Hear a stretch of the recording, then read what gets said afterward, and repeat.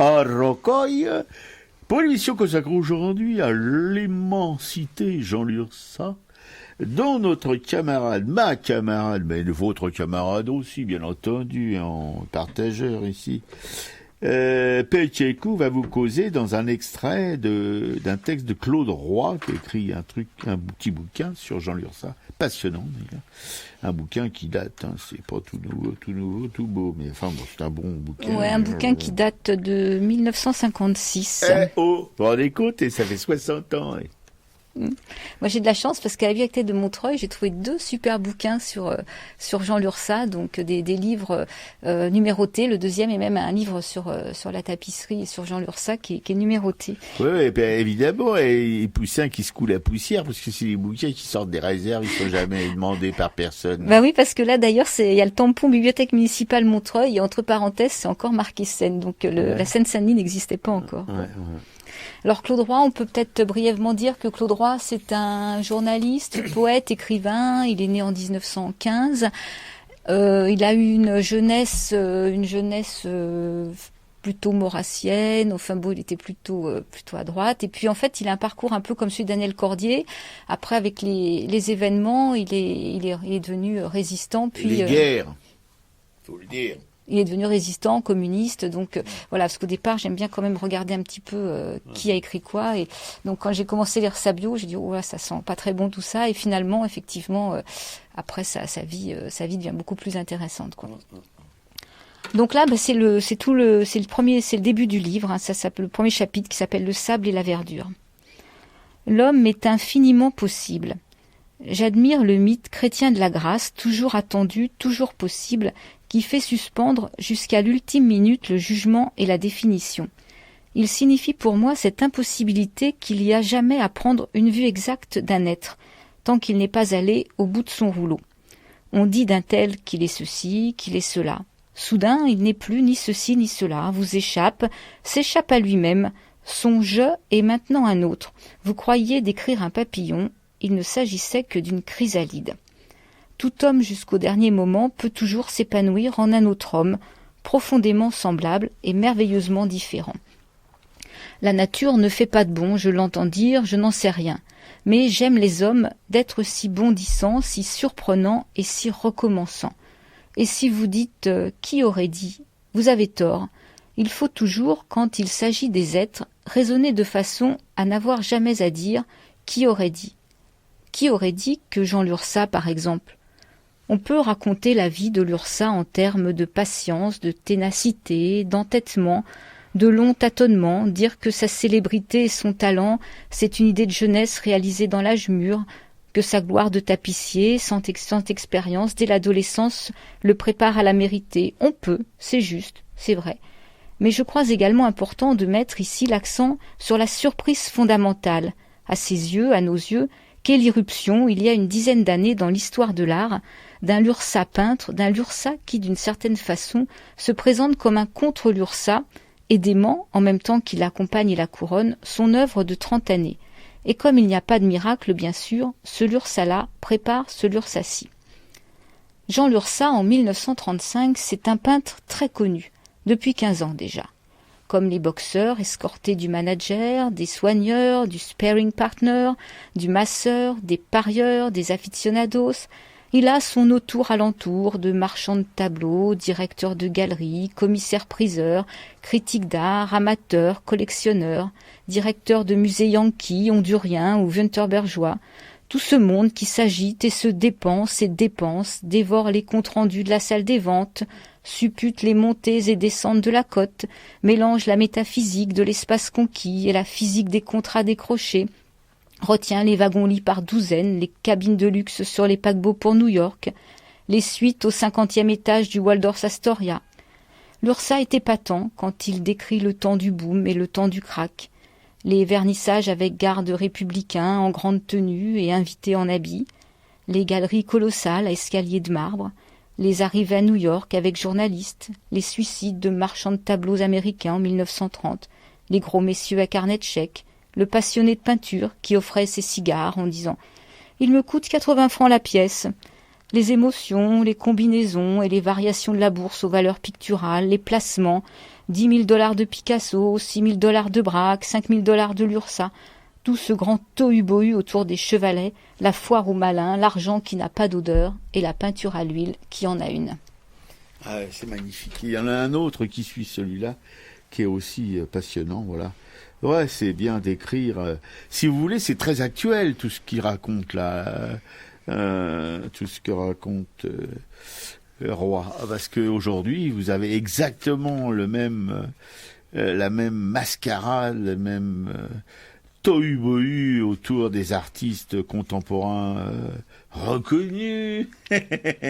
On pense toujours aux mêmes. Remarquez, on va peut-être pas vous les reciter encore, mais enfin bon, parce que c'est de leur faire de la publicité.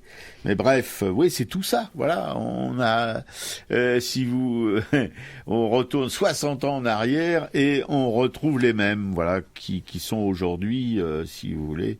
Dans les gazettes, voilà, qui sont entourées de flonflons et de paillettes, ouais, c'est pareil. Ouais, puis même tout ce début où justement l'homme peut toujours évoluer et d'un coup changer et apporter plein d'autres choses et se réaliser, quoi. Et on va voir qu'avec l'URSA, c'est complètement ça, quoi. Et ça, j'adore justement cette jusqu'à la fin, on peut changer, on peut devenir un autre. Voilà, c'est ça qui est, au lieu de se figer comme beaucoup d'artistes de toutes les disciplines imaginables, hein, au lieu de se figer et puis d'être toujours éternellement le même, non, là, voilà, on repart et on devient autre chose à n'importe quel âge, simplement parce qu'on en a envie, on en ressent le besoin et on en a la capacité. Voilà, c'est ça qui est magnifique, c'est ça qui est merveilleux, et c'est ça l'URSA qui après avoir été, comme l'a rappelé ma camarade avec ce texte de Roy, de Claude Roy, qui après avoir été un peintre célèbre, il a arrêté carrément la peinture pour se consacrer à la tapisserie, mais pas la tapisserie de papa, hein, une tapisserie qu'il a inventée, une nouvelle tapisserie, une nouvelle manière de faire des tapis, une manière, on faisait des tapis depuis Colbert, je sais plus quand, qui avait instauré des règles, non, c'est un nom particulier, enfin c'est les gens de cette époque en tout cas, ministère de la Culture de l'époque, quoi, qui avait inventé des règles pour la tapisserie où il y avait des centaines de couleurs de laine, si vous voulez, pour faire un bout de tapis, ça mettait des années et ça coûtait des fortunes. Voilà. Et l'URSA, il a révolutionné tout ça. On va vous l'expliquer. Ouais, on va expliquer un peu au ça. Cours de cette émission. Ouais, c'est assez fabuleux. Effectivement, avant, je crois qu'1 mètre carré revenait à 50 000 francs. Donc, effectivement, c'était pas pensable de faire des grandes réalisations. Et grâce à nos nouvelles techniques de l'URSA, il va y avoir des mètres carrés de tapisserie en plus. Des centaines de mètres carrés. En plus, effectivement, avec des couleurs flamboyantes. Enfin, vraiment de quoi rêver, quoi. Ouais, tout à fait. Oui, parce que Jean Lursa, c'en était une à lui toute seule. Hein. Jean Lursa, une petite entreprise qui a fait travailler, évidemment, les lissiers d'Aubusson, entre autres. Non, deux manufactures d'Aubusson, particulièrement, peut-être même 3. Oh, même, ouais, parce qu'il travaillait beaucoup avec des manufactures privées, en fait. Ouais. Et puis, mais quand c'est privé, c'est un peu connoté capitaliste et tout, mais là, c'est pour le corps, on peut pas dire. Hein. Et puis, parce qu'à Aubusson, il y avait des dizaines et des dizaines de manufactures qui fermaient toutes les unes d'après les autres.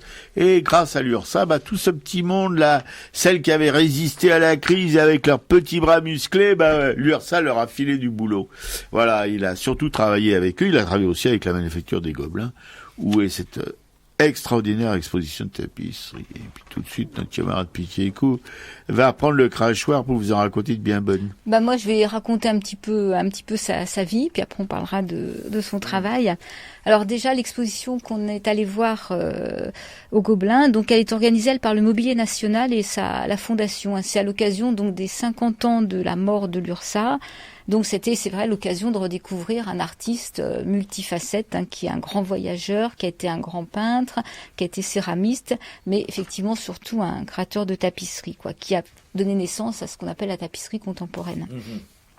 Donc la biographie que je vais raconter, donc je l'ai piochée dans le livre de Claude Roy, parce que après les 2-3 premiers chapitres, Jean Lursa se raconte, et j'ai trouvé que j'aimais bien comment il se racontait, quoi. Donc l'URSA est né en 1892 à Bruyères, c'est dans les Vosges, et Bruyères d'ailleurs ce sera son nom de guerre quand il prendra le maquis. Ses parents sont d'origine espagnole, son père est employé des postes. Et lui vit à Paris ses 8 premières années. Donc son père et sa mère sont aussi des aquarellistes du dimanche. Sa mère donne même quelques cours. Alors ses parents ont plutôt envie de le faire devenir médecin militaire, mais lui, pas très enchanté par ça. Donc il va tout de même commencer ses premières années d'études à Nancy. Et pour lui, c'est l'occasion justement de rencontrer Victor Prouvé, qui dirige l'école des beaux-arts de la ville. Donc Jean Lurçat, qui rêve d'être peintre, pense qu'à 17 ans, c'est déjà un peu tard, mais Prouvé l'accepte parmi ses élèves.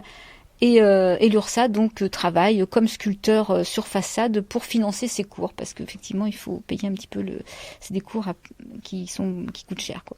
Donc Prouvé va l'emmener à Bruxelles, et là il va découvrir Rubens. Puis ensuite il fera quelques voyages, il ira à Zurich, à Munich, à Paris. Il découvre le travail de Cézanne et de Renoir.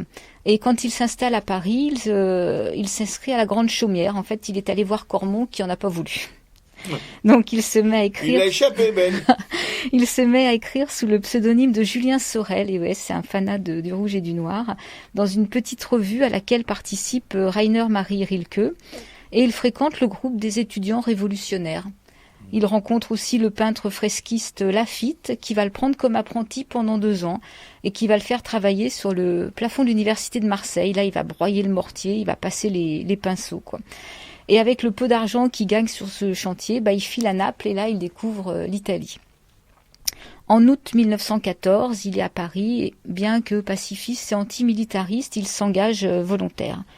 Donc il est blessé à Verdun en 1915, et là, il commence à travailler la tapisserie au canevas pendant sa convalescence. Donc, il récupère des morceaux de laine que sa mère avait conservés sur d'anciens travaux. Et là, ils s'y mettent tous en famille, la mère, le père, le fils. Ils essayent de recopier une aquarelle de moyen format. Mais en fait, le résultat ne lui plaît pas trop. Il trouve que c'est encore trop proche de la peinture. Après la guerre, Lurçat se promène, il va en Suisse, il est ami avec Jeanne Bucher, il va en Italie, à Berlin, au Maroc, en Grèce. C'est un proche de Marcussi aussi, donc il découvre le cubisme de Picasso et de Max Jacob. Et il fréquente également la maison de Madame Cutoli au début des années 20. Alors Madame Cutoli, c'est une femme d'avant-garde qui va demander justement à plusieurs peintres comme Picasso, Braque, Léger, Miro, Lurçat, de faire des cartons pour tenter de moderniser la tapisserie. Mais là encore, le travail n'est pas complètement satisfaisant, il reste encore trop proche de la peinture. Lui, Jean Lurçat, il peint, il écrit, et son rêve, c'est aussi de couvrir des grandes surfaces. Donc, entre 1919 et 1933, c'est un peintre au succès national et même international. Il est exposé tant à New York qu'en URSS. Et il travaille aussi dans le 14e arrondissement. Il est dans l'atelier Seurat. C'est un atelier que son frère architecte a fait construire. En 1937, ça c'est le choc esthétique de sa vie, il découvre à Angers la tenture de l'Apocalypse. Donc c'est une œuvre monumentale du XIVe siècle. En fait, ce sont 7 pièces qui ont chacune 24 mètres de long sur 5 mètres de hauteur, ce qu'il appelle la chapelle Sixtine de la laine. Et pour lui, c'est un choc artistique, mais il est subjugué. En fait, il est subjugué tant par tous les motifs que par le travail et la technique, et par le choix des couleurs. En fait, il n'y a même pas 2 douzaines de laines différentes. Un peu avant la Seconde Guerre mondiale, il reçoit la visite de François Tabar. Alors François Tabar, lui, vient d'Aubusson spécialement pour le rencontrer, et vient d'hériter de la manufacture familiale de tapisserie. C'est une manufacture qui avait été fondée en 1636 et qui tournait plutôt au ralenti. Mais en fait, Tabar croit vraiment à l'avenir de la tapisserie, il croit en Lurçat. Donc il tente une première création, ça s'appelle Vendange, c'est 18 mètres carrés, mais là, le résultat le déçoit toujours. Et en fait, Lurçat va comprendre que son erreur, en fait, c'est de faire teindre des laines d'après ses cartons. Et à chaque fois, en fait, il y a un décalage de couleurs. Donc il va réfléchir et inverser sa technique. En fait, il va d'abord choisir des laines et il réalisera les cartons à partir des coloris existants. Et là, bingo, la nouvelle tapisserie, celle qu'il vient de créer, est achetée par un collectionneur américain, et la manufacture Tabar donc repart en association avec Lurçat. C'est la Seconde Guerre mondiale. Lurçat quitte Aubusson pour le Lot, et là, il va partager son temps entre le travail et la lutte clandestine. En juin 1944, il est au grand rendez-vous des maquisards, aux côtés de Jean Cassou, Tristan de Sarraz, Jean Agamemnon et d'autres. Et il est nommé au comité de libération. Il dirige l'hebdomadaire Liberté et la revue Les Étoiles du Quercy. En 1945, il achète le château des Tours Saint-Laurent. Alors c'est les vestiges d'une forteresse du XIe siècle qui domine la ville de ses remparts à Saint-Céré. Et alors là, c'est 2 immenses tours qu'on appelle tours foudroyées qui prennent régulièrement la foudre, effectivement.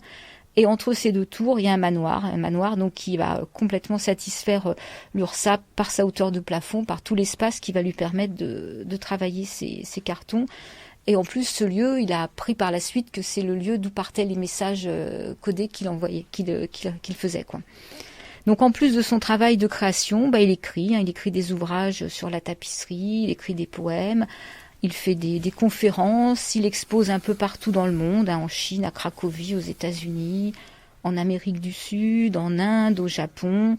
Il fait aussi une série de gouaches, c'est le moment où il va se remettre un tout petit peu à la peinture, qui s'appelle Le Bestiaire Fabuleux. Donc c'est l'ambassadeur de la tapisserie dans le monde.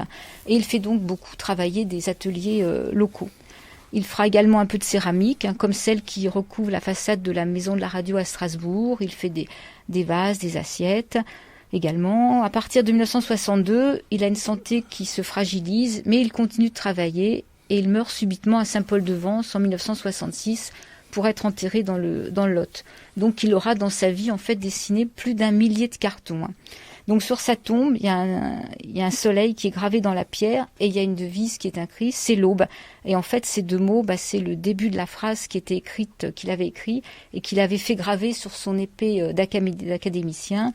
C'est l'aube d'un temps nouveau où l'homme ne sera plus un loup pour l'homme. Voilà. Oui, c'est ça aussi son engagement politique, humaniste, résistants, communistes, etc., etc., etc. Voilà, des gens qui, une génération comme ça qui est née dans la résistance et qui est, voilà, peintre.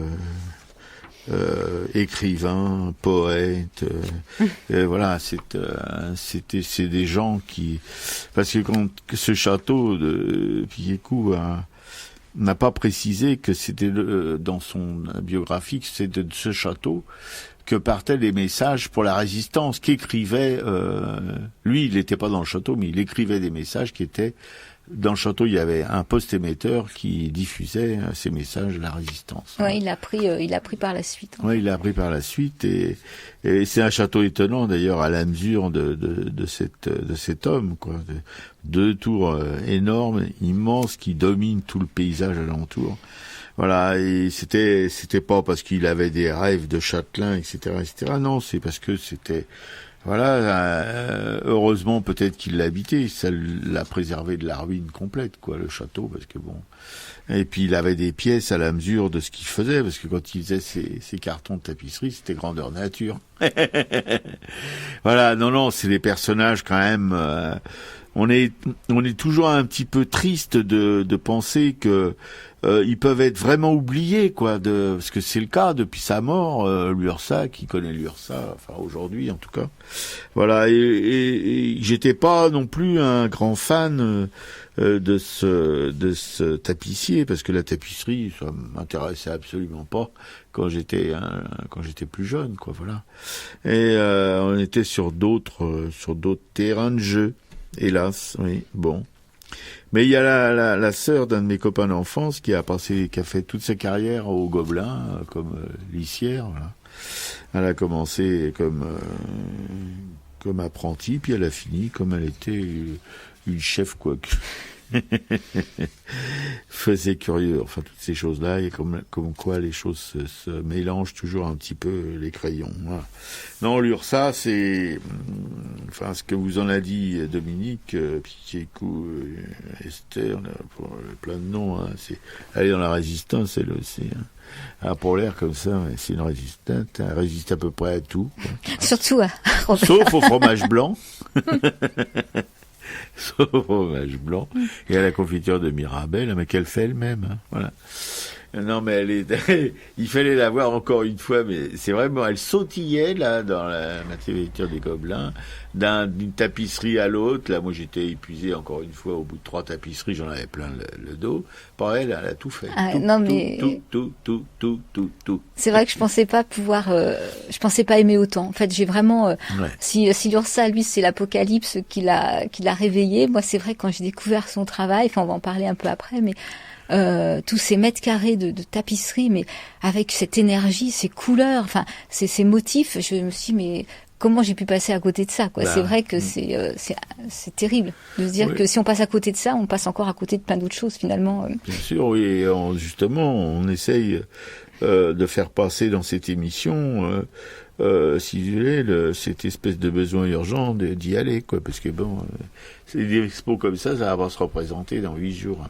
Il y a aussi une expo d'ailleurs au château d'Angers, consacrée à l'URSA aussi, où il y a cette tapisserie géante là, l'Apocalypse selon Saint Jean. Là.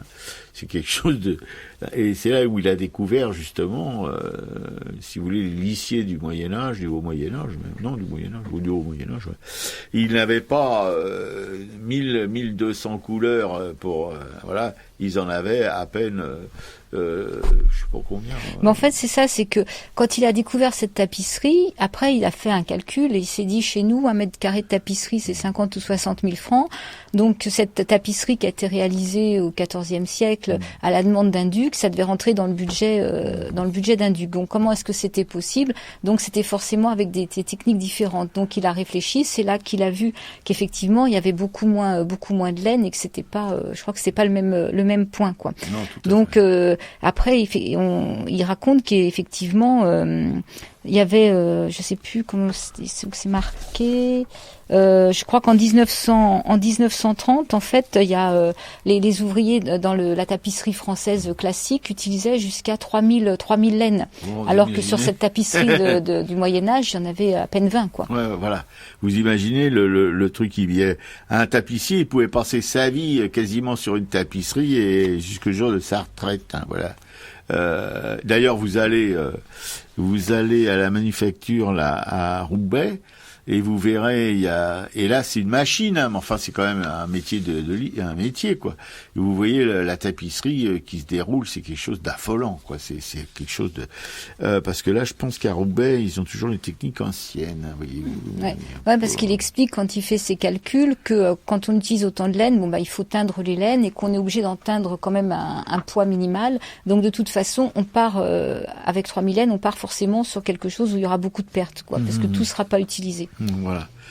Voilà, bon, ça est toujours un peu bourre-pif tout ça, mais c'est pour vous compreniez bien, comme nous on a eu du mal à le comprendre, et mais moi j'ai pas toujours tout pigé, mais bon, en tout cas, on voit de visu, on voit la différence quand même, on voit que l'URSA il emploie des aplats.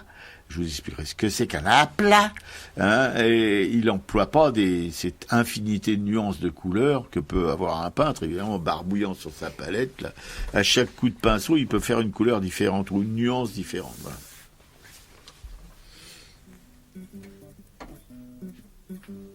Celui qui croyait au ciel, celui qui n'y croyait pas, tous deux adoraient la belle, prisonnière des soldats, lequel montait à l'échelle et lequel guettait en bas. Celui qui croyait au ciel, celui qui n'y croyait pas. Qu'importe comment s'appelle cette clarté sur leurs pas, qu'un fût de la chapelle et l'autre s'y déroba.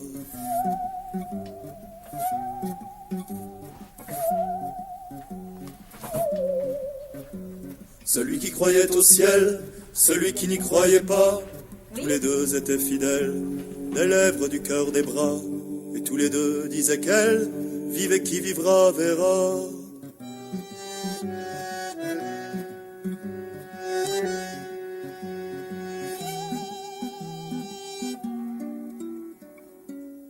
Celui qui croyait au ciel, celui qui n'y croyait pas, quand les blés sont sous la grêle, faut qu'il fait le délicat, faut qu'il songe à ses querelles, au cœur du commun combat.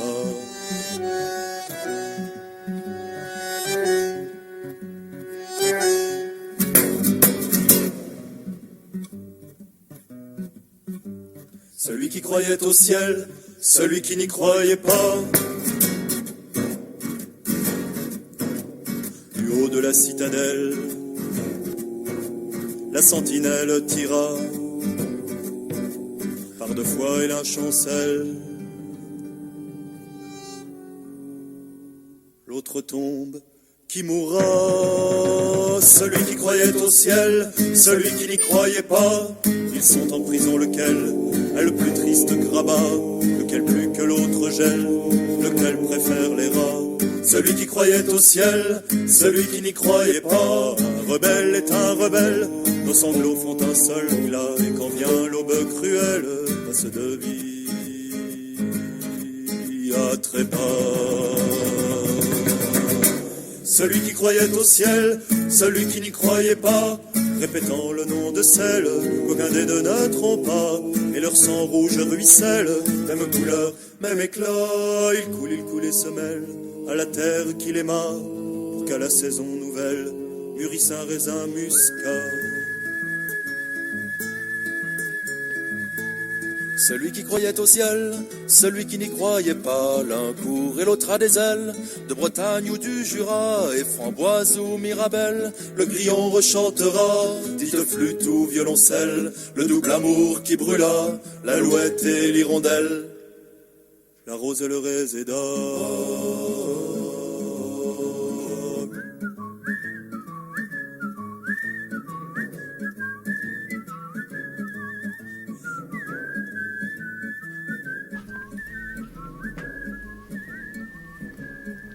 C'était La Tordue, La Rose et le Réséda. Très très jolie chanson. Voilà pour saluer les performances du camarade Lulu. Lursa pour ceux qui sont plus respectueux que moi des grands artistes. Non mais c'est depuis qu'il y a un grand artiste chinois qui s'appelait Citrouille Amère. Voilà que j'adore ce pseudo. Bon, l'émission Araka est consacrée aujourd'hui à Jean Lursa, un phénomène de la tapisserie. Ouais, il a révolutionné la tapisserie, voilà, en simplifiant le choix des laines, voilà, en utilisant moins de laine, en n'essayant pas d'imiter les peintures surtout. Voilà. Ouais, c'est ça. En fait, en prenant donc sur chaque laine, il avait 5-6 tons et demi-tons, donc c'est ce qu'il appelait, je crois, ton comté. Ouais, voilà. Et il pensait la tapisserie en fonction des laines qu'il avait choisies. Vous voyez, c'était donc une démarche complètement inverse. C'était plus de la copie, c'était vraiment de la création. On créait des tapisseries. Il y avait voilà, comme on crée des peintures, bah maintenant on crée des tapisseries. C'est pour la tapisserie, c'est pas pour magnifier une peinture, voilà, comme ça se faisait avant. Ouais. Ouais, non, il disait que son ennemi, en fait, c'était Oudry, son grand ennemi, parce qu'il voulait justement, Oudry, lui, voulait rendre la tapisserie à l'identique de la peinture à l'huile. Voilà. Donc, c'était tout ce qui ne fonctionnait pas, ce qui n'était pas possible, ce qui était bien trop coûteux, quoi. Il fallait effectivement donner à la tapisserie son art à part entière, quoi. Absolument. Et là, il a réussi ce tour de force, parce que imaginez que bon, lui, il peut faire ce choix, hein, évidemment. Tout seul dans son atelier, hein. Ben, je vais faire la tapisserie maintenant comme je veux, hein, puis c'est tout. Seulement lui, il n'était pas lissier, voyez-vous, il n'avait pas une entreprise, une manufacture pour fabriquer des tapisseries. Donc il a fallu qu'il se prenne ce lissier dont vous parlez, ce manufacturier dont vous parlez, Pichecou, là, qui est venu le voir depuis Aubusson. Tu peux nous rappeler son nom? Tabar, la manufacture Tabar d'Aubusson. Voilà, et ben il fallait aussi, si vous voulez, convaincre les lissiers, les amener à adopter cette nouvelle façon de travailler la tapisserie. Et c'est pas évident quand vous avez des gens qui depuis des siècles, c'était pas les mêmes, évidemment, en 1930 que ceux qui étaient là en 1750, hein, mais bon, mais ils avaient cette technique, ils avaient appris cette technique de lissier très compliquée. Et de leur désapprendre ça pour leur faire apprendre autre chose. Quand vous voyez les photographies de douaneaux qui sont exposées justement au Gobelin sur les tapissiers, vous voyez des ouvriers, il y en a qui sont en charentaise même sur les métiers, c'est les basses lisses. Et vous voyez, c'est des ouvriers, bon, ils commençaient tout jeunes, apprentis dans ces manufactures, et puis ils y restaient jusqu'à quasiment la fin de leur vie, quoi, parce que la retraite, ça n'existait pas beaucoup à cette époque-là, voilà. Et ces gens-là, il a fallu qu'ils réapprennent leur métier à n'importe quel âge, parce que on voit quand ils fabriquent des tapisseries de l'URSSAF, il y a des ouvriers qui ont peut-être 70 ans, enfin.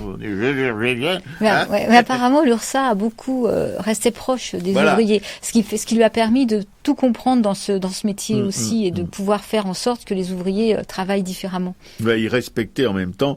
C'était pas comme à la Poste, ce que vous a raconté Piquet-Cou dans son presse-papier. L'URSSAF, il aimait beaucoup les ouvriers, il les respectait infiniment. Vous voyez, certainement, il restait dans les manufactures près des lycées. Parce que il fallait qu'ils désapprennent ce travail très compliqué qu'ils faisaient avant. Donc, il était là pour les conforter dans leur apprentissage, en quelque sorte, de ce métier qu'ils avaient appris d'une autre manière, quoi. C'était pas se rendre compte de ça, déjà, c'est un travail énorme, je veux dire, parce que on peut pas l'imaginer, que ces gens qui avaient parfois 60, 70 ans et qui brusquement devaient faire complètement différemment de ce qu'ils avaient toujours fait, voilà. Et l'URSSAF, si vous voulez, ce qui est assez quand même extraordinaire, c'est qu'il imaginait ces tapisseries c'est un petit peu comme un compositeur de musique. Il est en train de composer sa musique avec sa plume et puis ses portées là, mais il n'entend pas l'orchestre puisqu'il est en train de composer sa musique. Mais s'il entend, il a l'orchestre dans sa tête. Et l'URSSAF, il avait sa tapisserie réalisée dans sa tête et il était capable avec des laines de dire, parce qu'on le voit faire ces immenses cartons de plusieurs mètres de long, de plusieurs mètres de haut, en noir et blanc.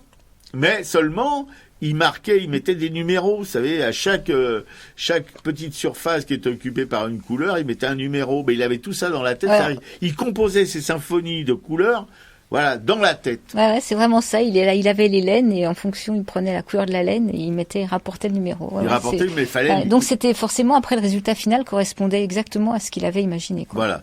Vous imaginez le tour de force, hein? Parce que un peintre, lui, il est devant sa toile là ou devant son bout de carton, avec sa petite palette et il barbouille là. Et tout de suite, il voit la couleur puisqu'il la pose là devant ses yeux. Il sait où il en est. Ça dit que l'URSSAF, quand il faisait ses cartons, il n'avait pas la couleur devant lui, il l'avait dans la tronche. Il pouvait avoir ses laines devant lui, pour dire, je vais mettre celle-là, je vais mettre celle-là, je vais mettre celle-là. Voilà. C'est ça qui est absolument extraordinaire. En plus, sur des compositions gigantesques.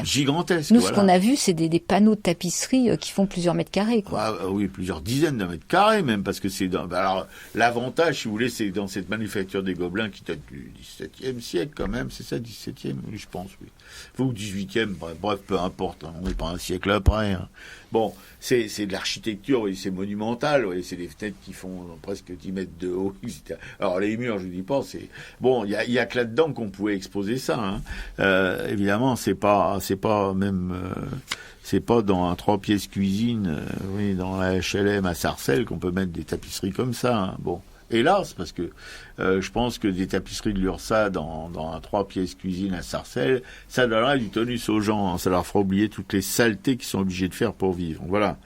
Et l'URSSAF, je vous ai rappelé qu'il était communiste, avec la guerre, résistant et tout ça, pote avec Aragon, pote avec Éluard et compagnie. Voilà, c'était des gens. C'est marrant que le Parti communiste, qui était quand même un parti stalinien, comme notre camarade Jean-Claude qui est réapparu, là, notre stalinien préféré. Bonjour Jean-Claude, on est content de savoir que tu es toujours là, voilà. Eh bien, c'était pas des rigolos, les communistes. Je veux dire, ils ont même ils ont cherché des époux à Picasso quand il a fait le portrait de Staline, commandé justement par les cocos. C'était le journal d'Aragon, je sais plus comment ça s'appelait. Enfin bon. Bref, mais quand même, voilà, ils avaient des gens comme l'URSSAF et comme tant d'autres, comme Aragon et compagnie, qui travaillaient pour eux. Voilà, qui travaillaient pour eux. Non.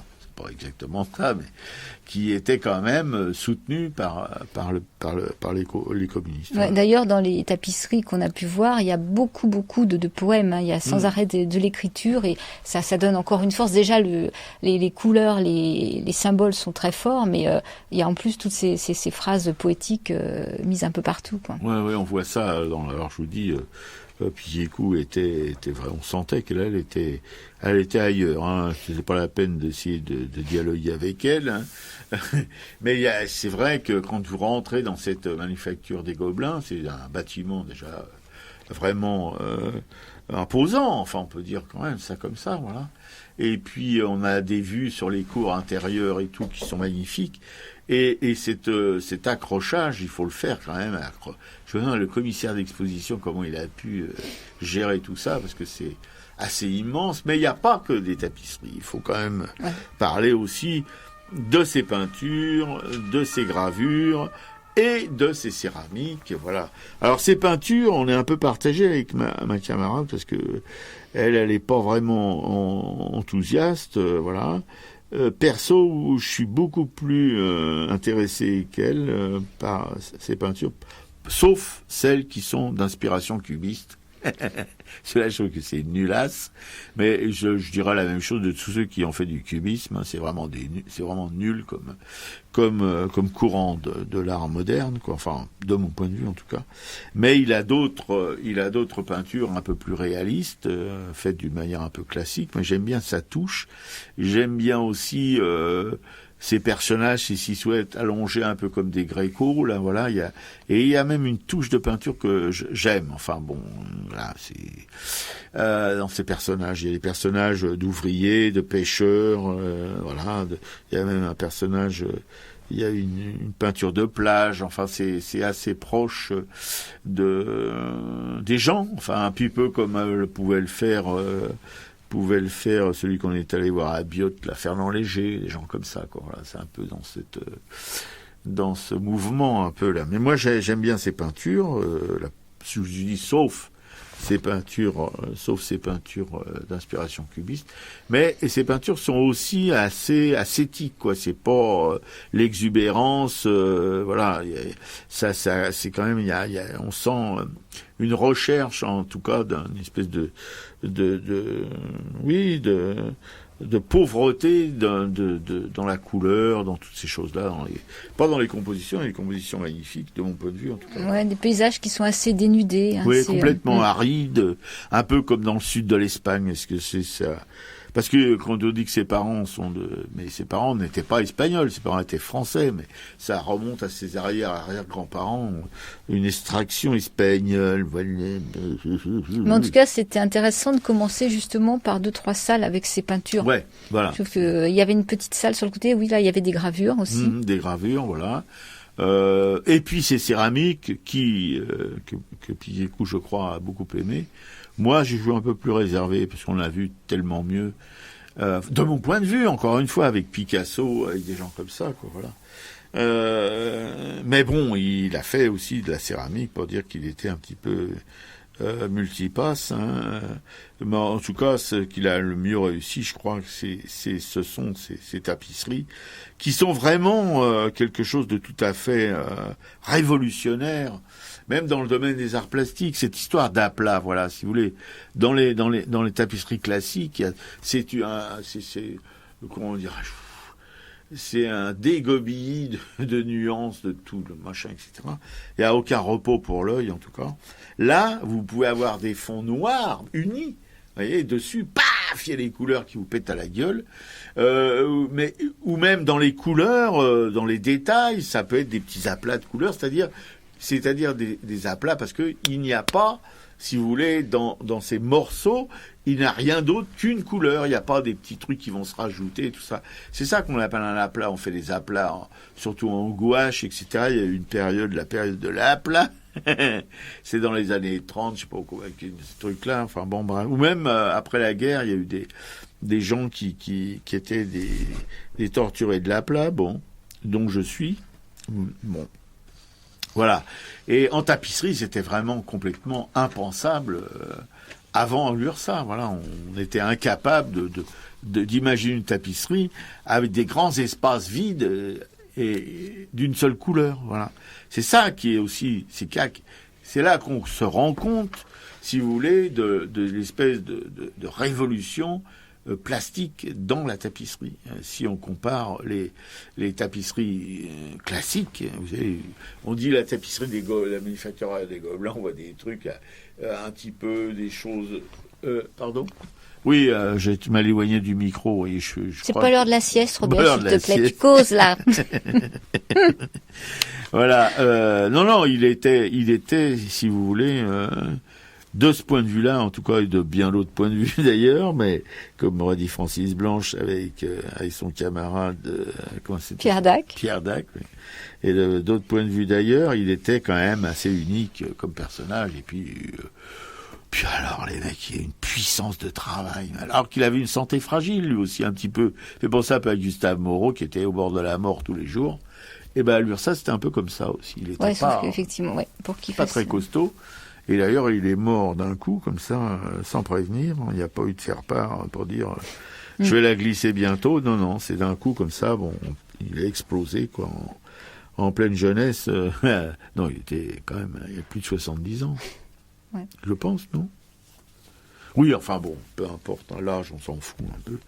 Mais voilà, comment dire... Moi, ce que j'aimerais dire aussi, c'est qu'il y a quand même dans sa tapisserie, il y a beaucoup de symboles qui reviennent avec énormément de force. Bon, il y a des soleils, il y a énormément de soleils, et des soleils qui doivent faire 80 cm de diamètre, avec des rayons qui partent comme ça, et justement, sur ces aplats, ça se remarque d'autant plus, quoi.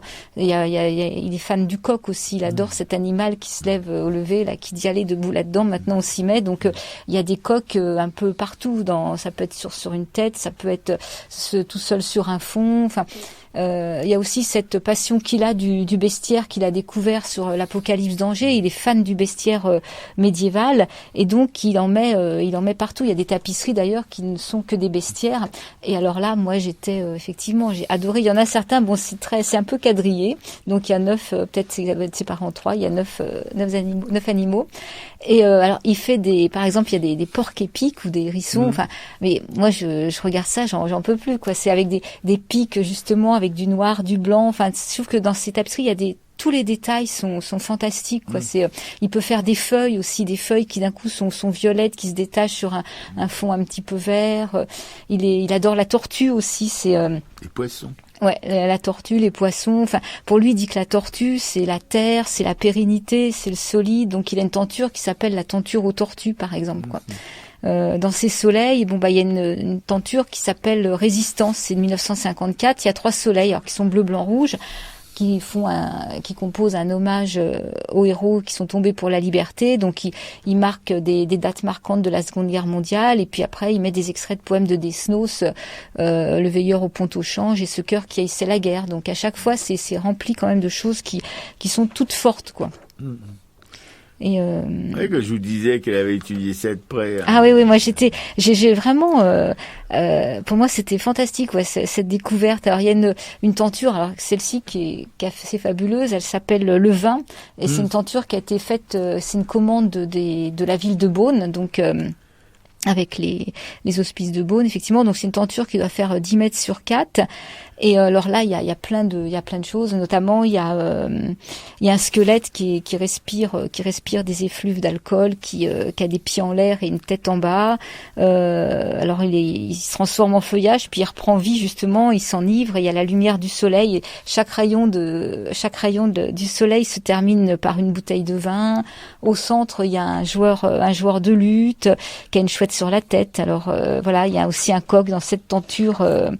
Il y a aussi un coq qui est sur le côté. Donc en fait, voilà, c'est ça partout, quoi. Il y a du vin qui jaillit d'une cuve, qui vise le cerveau d'un homme qui est allongé. Il y a des partitions de musique. Enfin, c'est absolument fantastique, quoi. Ouais. C'est-à-dire que le vin aussi, c'est le sang. Hein. Il y a ça aussi dans le vin. Et dans les chouettes, il habitait dans un château, il y avait plein de chouettes aussi. Et la chouette, il aime beaucoup aussi. Il la reproduit assez souvent. Voilà. C'est vrai que c'est un animal, un oiseau magnifique, enfin mythique aussi, bien sûr. C'est la chouette, c'est la nuit, c'est un petit peu la magie de la nuit. C'est un petit peu le silence aussi de la nuit. Bref, vous avez jamais entendu une chouette voler? Non, on les entend pas. Ouais. Une fois, j'étais surpris en pleine nuit. J'étais dans la garrigue et d'un seul coup, je vois au-dessus de ma tête un oiseau de nuit qui passe. On n'entendait rien. Ça devait être un grand, comment on appelle ça, un grand-duc. Il y en avait un dans le coin. Et voilà. Mais on n'entend rien. C'est un vol complètement silencieux. Voilà. Et bon, l'URSA, c'est tout ça. C'est encore bien d'autres choses. Je pense que si vous avez le courage d'y aller, vous en reviendrez probablement, comme ma camarade Piqueco, complètement transporté. Alors il y a une petite anecdote que raconte Claude Roy justement, que l'URSA lui raconte, c'est quand sa tapisserie est devenue célèbre, il y a un collectionneur, un marchand qui vient le trouver et qui lui dit, qui va lui proposer un contrat fabuleux qu'il mettait à l'abri de tous les besoins jusqu'à la fin de ses jours, mais il lui dit la contrepartie, c'est qu'en fait il faut pas faire plus que 12 tapisseries par an et que ces tapisseries effectivement prennent de la valeur. Donc l'URSA, il regarde ce marchand, il prend le contrat et il lui dit non, c'est pas possible. Donc le marchand ne comprend pas, il est furieux, il s'en va. Et au moment de partir, finalement, il revient un peu en arrière, il dit vous êtes vraiment un homme. Et l'URSA lui dit mais comment voulez-vous que je puisse me contenter de 12 tapisseries par an alors que justement je veux pouvoir faire profiter de mes tapisseries, je veux que tout le monde en profite. Donc quand je fais une tapisserie pour une église qui a 4000 âmes, voilà, c'est bien que ça puisse exister. Quand la ville de Beaune, pour 30 000 habitants, me commande une tapisserie, j'ai envie de pouvoir la faire. J'ai envie de faire travailler tous ces ateliers locaux que je peux faire travailler. Je veux pas mettre tous ces gens au chômage. Et là, effectivement, le collectionneur a compris que, pour une fois, l'argent, ça fonctionnait pas comme ça. Ouais, bien sûr. Voilà, c'est ça l'inconvénient avec les marchands. Et c'est pas la première fois qu'on a des échos comme ça. On l'a eu aussi avec Robérol. Qui pouvait pas produire énormément de toiles étant donné les formats qu'ils pratiquaient, et c'est pareil, les marchands ça les intéressait pas, quoi, voilà. Mais là l'URSA, bligne, mon pote, tu vois ton pognon, parce que c'était vraiment un contrat invraisemblable, quoi, du point de vue du fric, quoi, c'était quelque chose de, oui. Eh bien non, c'est ce genre de personnage n'est pas très sensible à ces choses. Nous on aime ces anecdotes. Voilà, on aime les hommes comme ça parce que on en a besoin, surtout en ce moment quand on voit tous les nanars qui se prétendent des grands hommes et qui veulent qu'on vote pour eux. Enfin, ceux qui votent évidemment. Nous, on s'en a rien à battre du vote, mais bon, voilà, des gens comme l'URSA. Ça nous fait du bien parce que ça nous manque en ce moment. Ouais, alors dans cette exposition, il y a beaucoup de tapisseries. Il y a entre autres la naissance du Lansquenet. Là, ce qui est important, c'est que justement, il y a il parle de Radour-sur-Glane et de Guernica qui sont inscrits sur le fond. Il y a aussi ces 4 saisons. Ça, c'est c'est des tapisseries de début, les 4 saisons. La naissance d'Icare. Ça, c'était sa première commande des ateliers des Gobelins. Et puis après, c'est un peu thématique. Donc au premier étage, il y a tout son bestiaire et ses voyages, quoi. Voilà, c'est ça. Parce en fait, de toute façon, le mieux, c'est quand même d'aller se rendre compte sur place parce que voilà, il faut le voir. Je pense que en plus, c'était bien parce que Chuchu était là la semaine dernière pour nous parler tapisserie et justement ça sensibilise un peu. Ce qui est important, moi j'aime bien le tissu, c'est tout ce qui est matière et j'avais ressenti la même chose quand on avait vu les tapisseries de Chagall à Tourcoing, là justement, au musée Eugène Leroy. C'est cette chaleur, il y a quand même quelque chose qui se dégage qui est complètement différent, quoi. Oui, ça n'a rien à voir avec la peinture, surtout. Si ça a à voir avec la peinture, c'est pas une bonne tapisserie. D'après ce que n'a compris une camarade de l'URSA.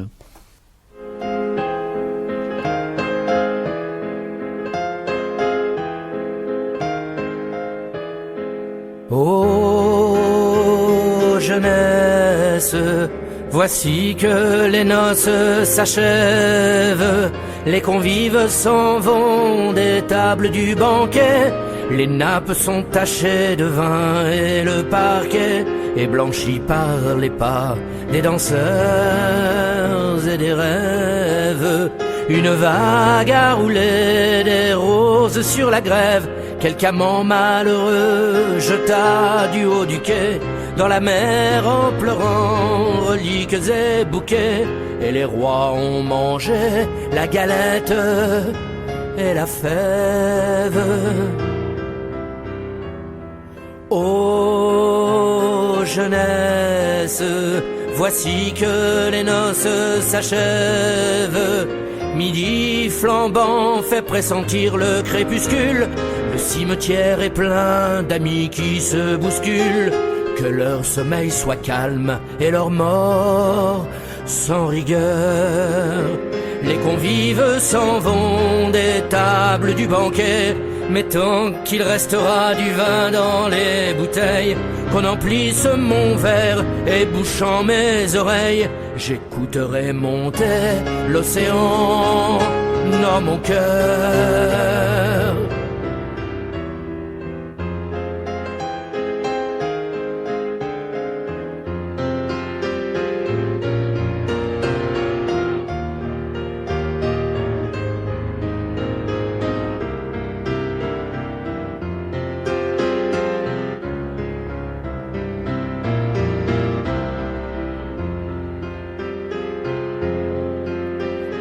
Ô jeunesse, voici que les noces s'achèvent. Les convives s'en vont des tables du banquet. Les nappes sont tachées de vin et le parquet est blanchi par les pas des danseurs et des rêves.